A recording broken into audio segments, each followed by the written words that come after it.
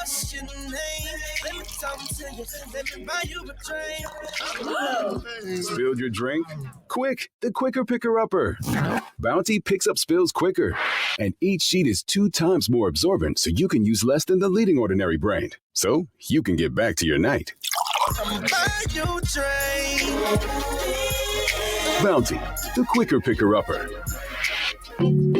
Nothing is impossible. The word itself says, I'm possible. It's time to lift your spirit. And Jill Berlin is here to motivate and inspire you. Welcome to the Jill Berlin Show on Triad Today. And welcome to the Jill Berlin Show. You are listening to us on WSJS Triad Today. We are so excited that you are here, and we're really excited for our guest, Leslie Newsome, who is here. Leslie, thank you so much for being here. And I'm just going to tell you that it is a unique day, and it's interesting that this is the day that Leslie was scheduled to come in because we are all grieving the loss of Dwayne Kennedy, who is a team member here at the news station. And so I'm actually going to read one of Dwayne's favorite scriptures. And this is because we always start the show with a positive quote of the day. And so this is Dwayne's favorite scripture, Psalm 138:8. He said, "The Lord will perfect that which concerneth me. Thy mercy, O Lord, endureth forever. Forsake not the works of thine own hands."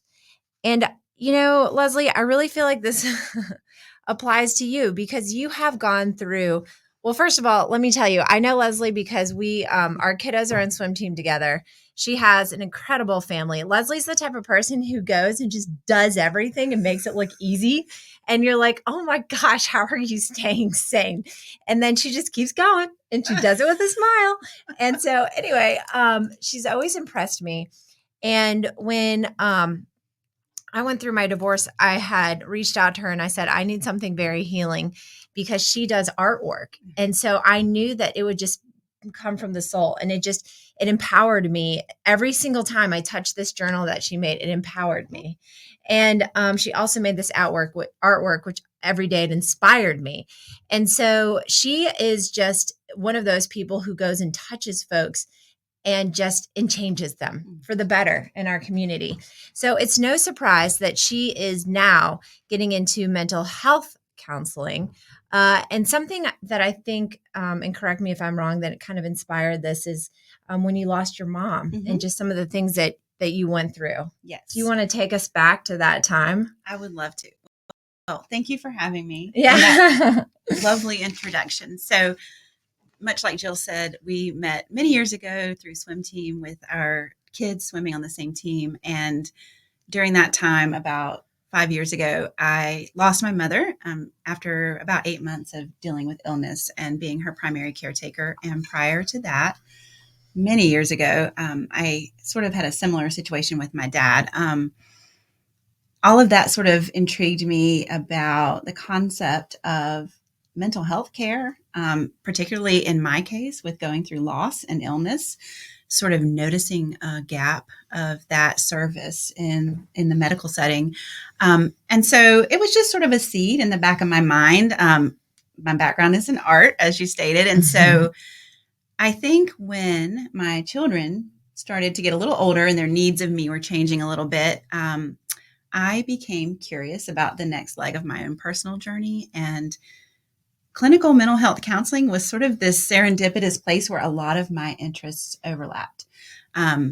Working with people, obviously, being creative, being curious, problem solving. I don't see a lot of difference in art and science in those respects. I think they share a lot of those natural tendencies. And so I just kind of shuffled around and started asking questions and talking to people. And honestly, I landed at Catawba College in Salisbury, where I met Dr. Chad Betters, who is the program head there. Were you nervous about going back to school? Because the thought of me going back to school, I'm like, oh God, it was hard enough the first time around. For sure. I was definitely curious about what that would look like. I've been a stay-at-home mom for the last 17 years. While I have done things during that time outside of the home, that was my primary focus. And so it was a little terrifying, honestly, just to see sort of how I lined up in the community, what would learning be like being a parent and having other responsibilities. But when I met Dr. Betters, I was immediately sort of reassured. He seemed to have a lot of confidence in my ability after talking about the program and what it entailed. And I think that sort of helped me feel, like I could do this. And so that was sort of the first doorway in. We had a conversation. We talked about the program. Honestly, the breadth and diversity of how counseling can be utilized is amazing to me. There are so many avenues that it can be used. There's a lot of flexibility in how that shows up in the world. For me, that was a huge selling point.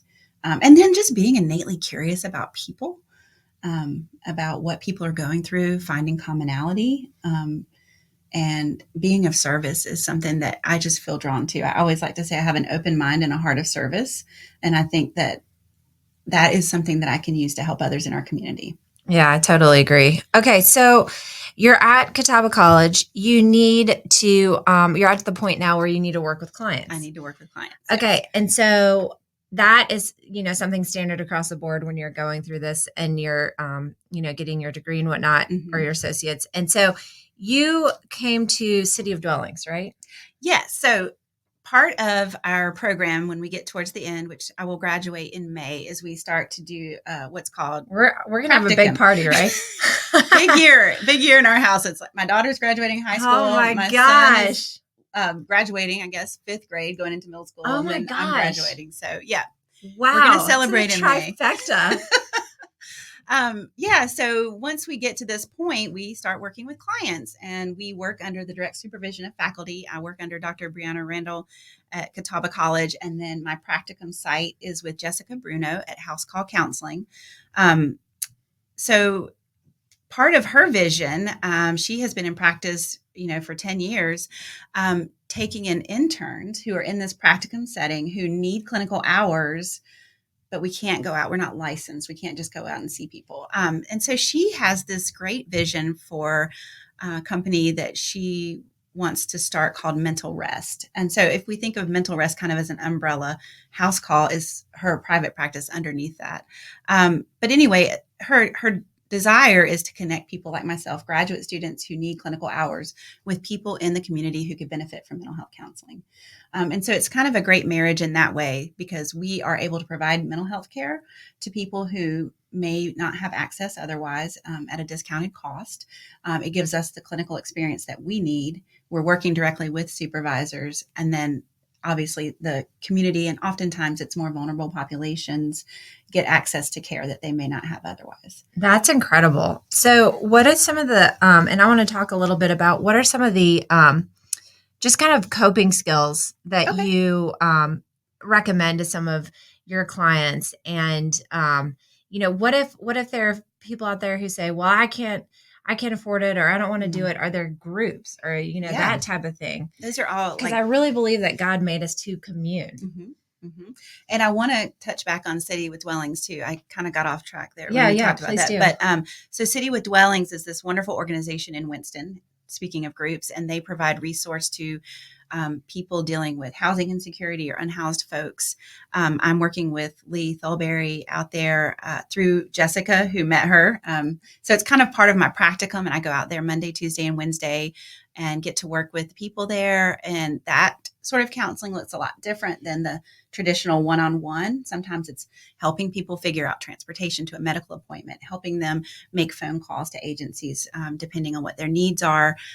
Honestly, my goal when I'm there is just to be present with them and meet them where they're at on their journey, to hopefully make them feel seen and heard and valued.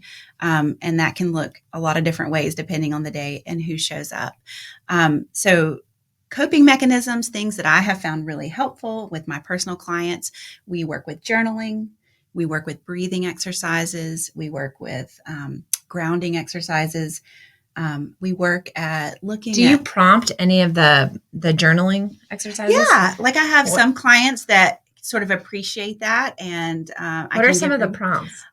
We might look at something like, can you just list 3 things you're grateful for today?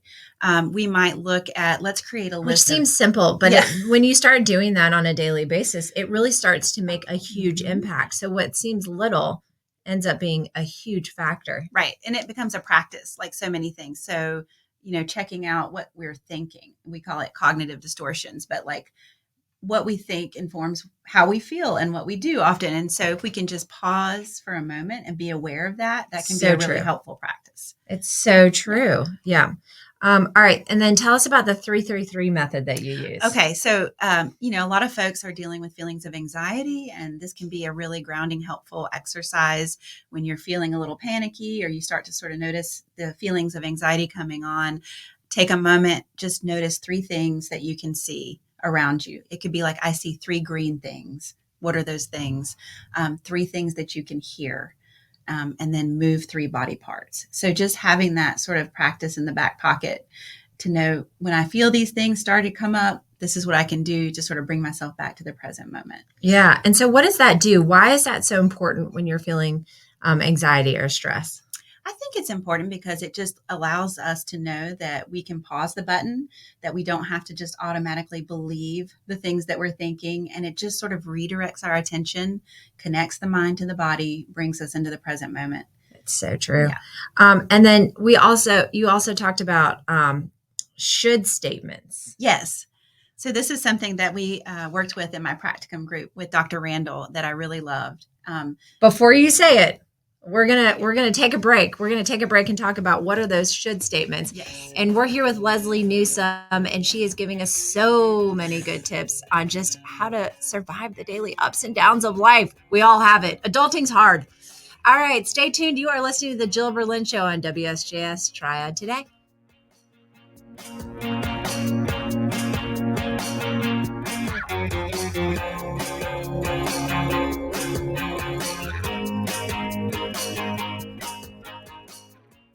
She makes me happy on the coldest day.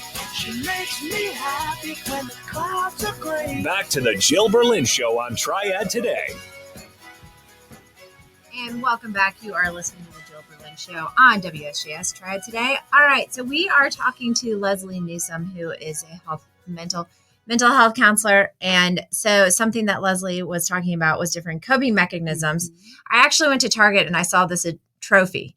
And I picked it up and it said one thing. It said adulting. I feel like everyone should get a trophy for adulting because life is hard when you get older. And I think that's something that you experience too with the loss of your parents. Mm-hmm. It's kind of when you feel like you finally grow up, right? You can never go back home to mom and dad. And it's just a different feeling.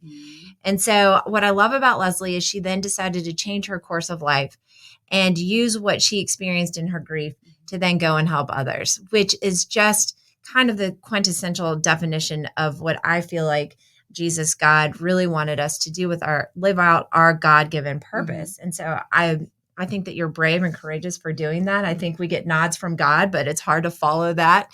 And sometimes we lose hope and we feel hopeless. And then that's where Leslie steps in and she makes us all feel better. All right. So something we were talking about before the break were should statements. Yeah. Should statements. All right. Explain this to our listeners. Should statements. So this was an exercise we did in my practicum class, and I thought it was so helpful, so simple and so helpful. We all have should statements. I should fill in the blank.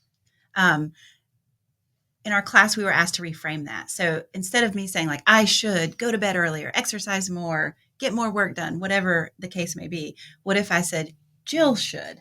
I would never say that to Jill. Why am I saying that to myself? Right. And so it's literally as simple as just taking I and putting you or a friend's name in that place.